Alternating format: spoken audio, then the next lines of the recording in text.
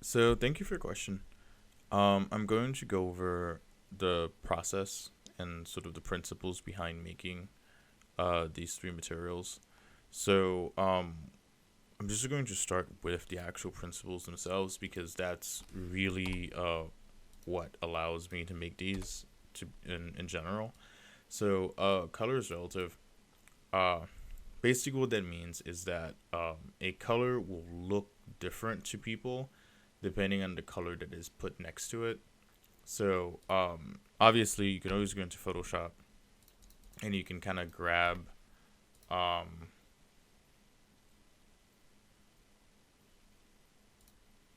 and you can kind of grab. So I just like this view of colors better, but you can always just go and you can kind of grab color samples from around an image, and you'll get a read of what color that is, right? So one thing that I want you to pay attention to, especially for here.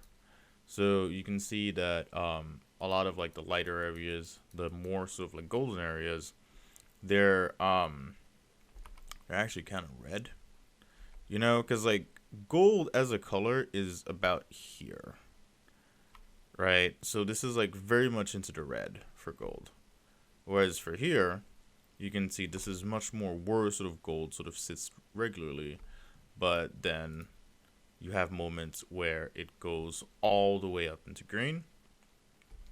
Some of these actually are supposed to be purple. In the material, I'm using a purple color, but it's not coming through in the image, and I think it's just because of the way that it mixes. Um there is a bit of a color correction to get things to be a bit more yellow. So this is something I find works really well to kind of get the color contrast that you want, which is to start off with just like a really high color contrasted image, and then you kind of work your way towards kind of more highlighting the specific color that you want in post. The same thing goes for oh, that means the same thing goes for the B blade actually. So the surrounding area is, I mean, it basically has no color. You know what I mean? Like it's basically just gray. You know,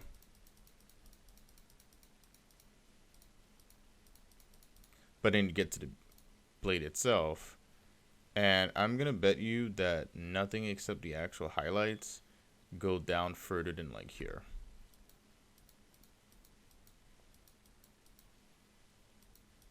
All right, so the highlights don't, and notice how the highlight is in the middle. The highlight isn't here. The highlight is here as far as saturation. So the highlight is still incredibly saturated, right? Like the entire golden material is super saturated, and it's surrounded by things that either are a lot less saturated than itself, so like below 50%, or below 50%, and then it's analogous color, which is blue, or of course, there's some black in there as well.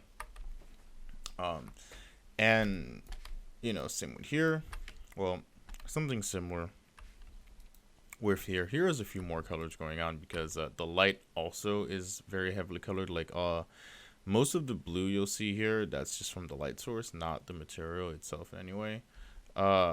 This part turning green is a mixture of everything. There is some green in the actual material that I used to build it. Well, not green, but like yellow that falls more into this area. I find that it's really useful for generating gold to do things like that. Um, Gold is a material that benefits a lot from having a lot of color based contrast as opposed to value based contrast. So again, like coming back to like the B blade, you can see that yeah, this is at the very top, but this doesn't fall that far down. This is a pretty long spectrum because I like to have access to a lot of values, but It's not very far. So if you go like in the color wheel, right, and you kind of keep an eye out. So that was an 86, right? This one's 100. This one's 91. So let's see, like, where does like the darker area go, right? So it's like 50, right? So like a 50%, right? So like 50, so like a 50% dark color is the darkest area on this gold material. You know what I mean? So it makes it almost glow because like most other colors, like most other things, I mean like the shadow, right? Like the shadow of the almost white floor next to it is a 33% gray. So this shadow is darker than this, than the shadow here.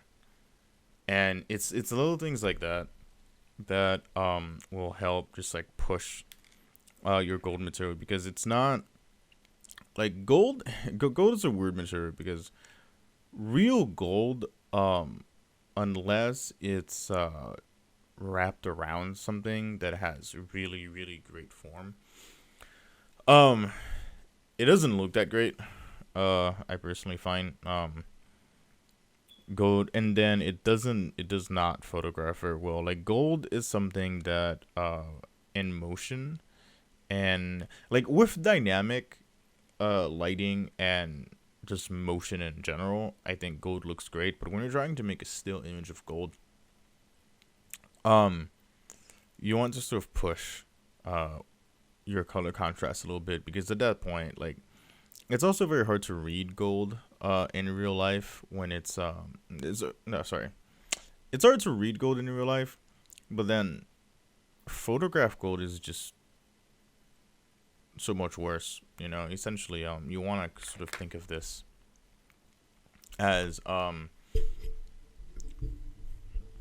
overcoming the photographic limitations of gold itself, via color.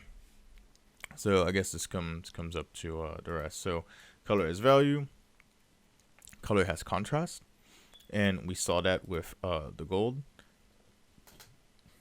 And contrast is beautiful, but going back to contrast, actually, let's actually spend a little bit more time on that. So we know that here, you know, it only drops to about a 50% at like its darkest, and at its lightest, it's just 100%, right? So we're using about half of, so we're using like the upper half of the value spectrum for the entirety of the gold material. I mean, like, even like, you know, the part that's completely in shadow at the bottom is still like it barely passes 40 50%. It's like a 47%. um so, you know, so you could argue like, oh, this doesn't have that great contrast. Actually, it has great contrast. It doesn't have that much range. And gold as a material actually doesn't have that much color range. Gold is kind of just gold everywhere. Um, it doesn't, you know, it's not like silver. It's not, it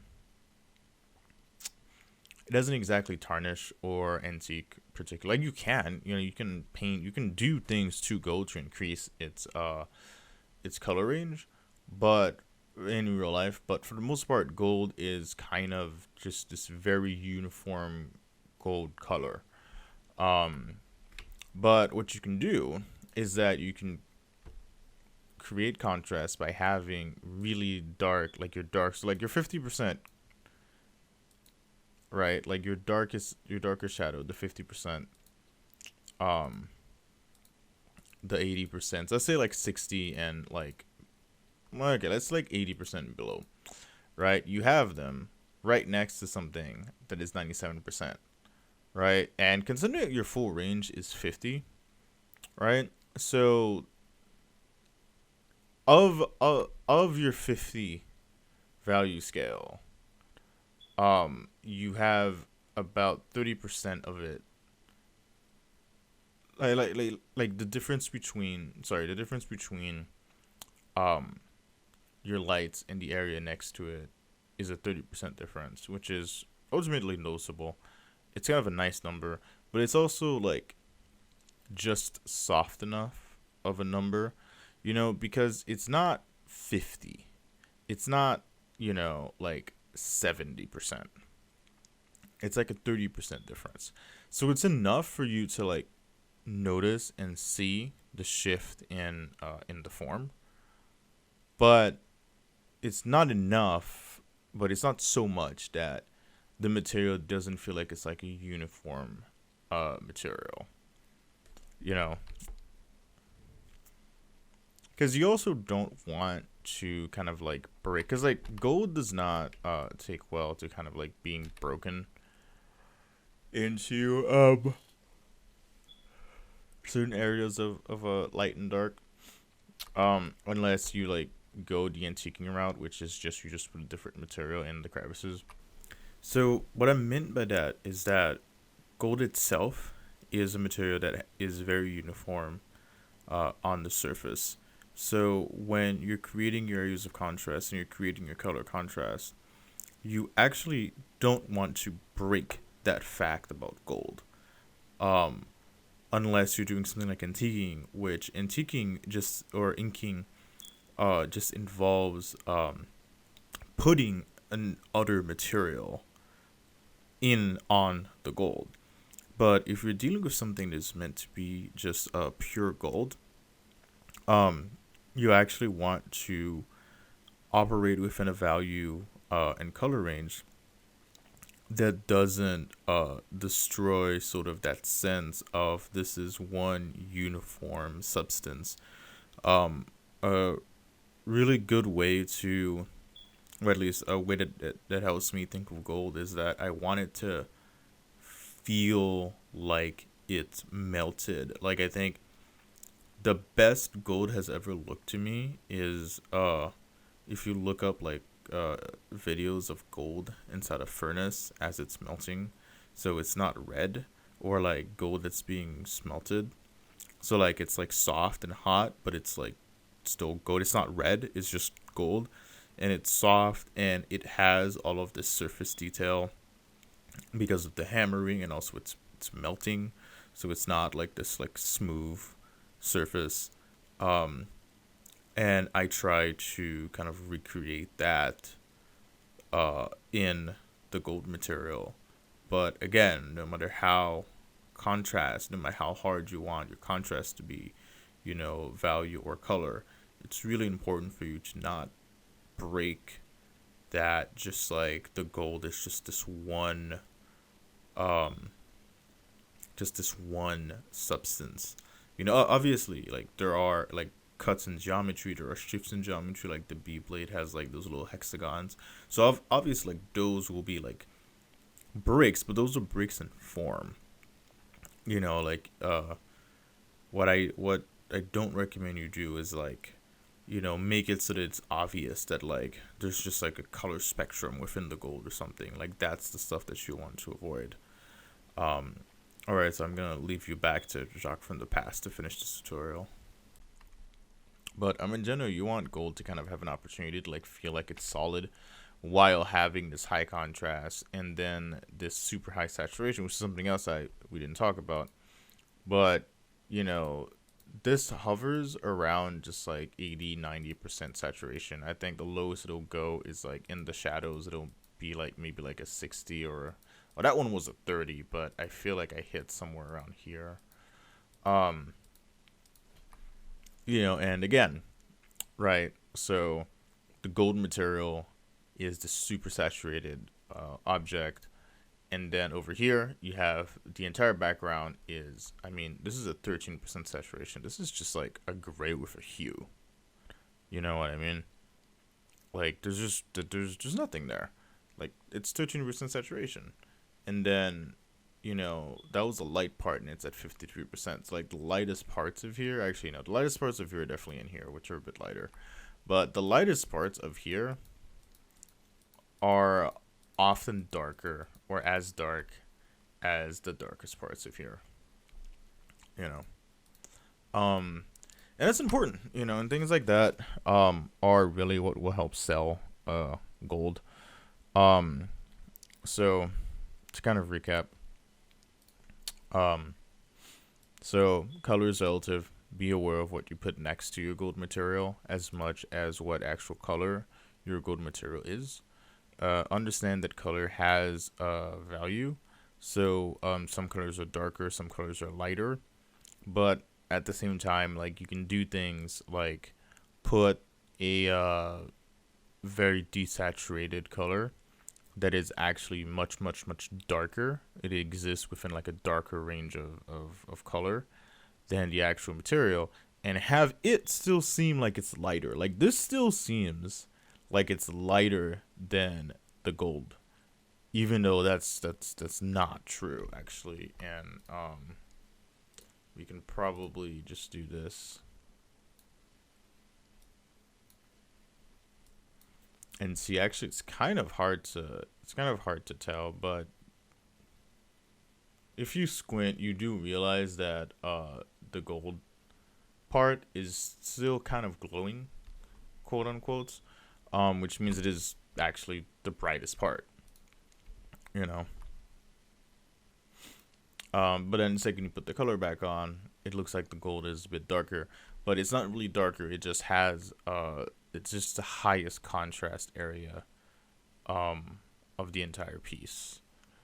Okay, so what else is there? So color has contrast, kind of the same, and then contrast is beautiful and contrast is readability. So goes back again to what was said, is that if you're very deliberate with how intense your contrast is with what is your gold area, and you know, you put really really dark areas next to really light areas, um you will have a material that is both beautiful and super readable, because gold itself by itself is very low contrast. It kind of has like this very low range, and you know, anytime you see like photography of gold, like it's just lit ridiculously intensely, like it's very unique, and the post processing is the same. And especially for jewelry, gold will often just like get some kind of a paint or like an antique or something to